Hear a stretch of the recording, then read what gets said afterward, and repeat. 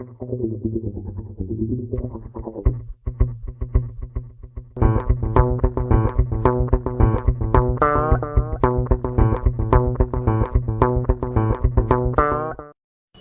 மகேந்திரா அவர்களுடைய துணிவு தமிழகத்திற்கு புதிதல்ல, தமிழர்களுக்கு புதிதல்ல.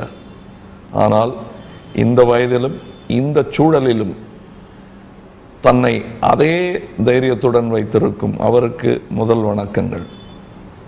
அவரின் கேமரா திறமையை, வல்லவனுக்கு புல்லும் ஆயுதம் என்று சொல்வார்கள், எத்தகைய கேமராவை கொடுத்தாலும் அதே மாதிரியான ஒரு ஒளிப்பதிவை செய்து காட்டுவேன் என்று, அதில்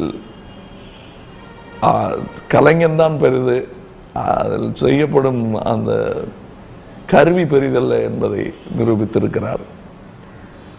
இதில் ஒரு புதிய பரிமாணம் ரசிகர்களுக்கு புதிதாக இருக்கும். நாங்கள்லாம் எங்களுக்கு டைரக்ஷன் பண்ணும்போதே நடிச்செல்லாம் காட்டுவார்.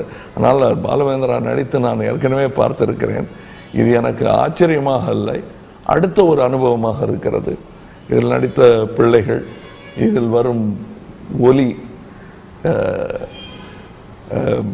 இளையராஜா இசையமைக்கிறேன் என்பதற்காக முழுவதுமாக வால் டு வால் கார்பெட்டிங் என்று சொல்வார்களே, அந்த மாதிரி இல்லாமல் இயற்கையின் ஒலி, கிராமத்தின் ஒலியை பரவ விட்டிருக்கிறார். நடுநடுவே இசையை அனுமதித்திருக்கிறார் இயக்குனர். அதில் என்னன்னா, இளையராஜாவுக்கே தெரியும் எங்கே சைலன்ஸ் இருக்கணும், எங்கே மியூசிக் கொடுக்கணும்னு. அந்த மாதிரி இருக்கிற மியூசிக் டைரக்டர்ஸ் உலகத்திலேயே மிக குறைவு. அதில் ஒருவர் தமிழகத்தில் இருக்கிறார். பாலுமகேந்திராவும் கிட்டத்தட்ட அந்த மாதிரி ஒரு கலைஞர் தான். இந்த படம் வர்த்தக ரீதியாக எப்படி வெற்றி பெறும், அந்த படம் மாதிரி கலெக்ட் ஆகுமா, இந்த படம் மாதிரி கலெக்ட் ஆகுமான்னு நீங்கள் கேட்டால், இது அதற்காக எடுக்கப்பட்ட படம் அல்ல. அவர் ஒரு வைராகியத்துடன் எடுத்து அதை வெளியிட்டு மக்கள் பார்த்து அது செய்ய வேண்டிய சாதனைகளை எல்லாம் செய்து முடித்து விட்டதாகவே நான் நினைக்கிறேன்.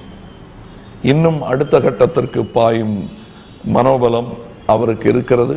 அதை அவருக்கு அதிகப்படுத்த வேண்டிய கடமை தமிழ் ரசிகர்களுக்கு இருக்கிறது. Carry on Balu, carry on. I am very happy that you are still at it and you will still do better. Thank you. Vanakkam.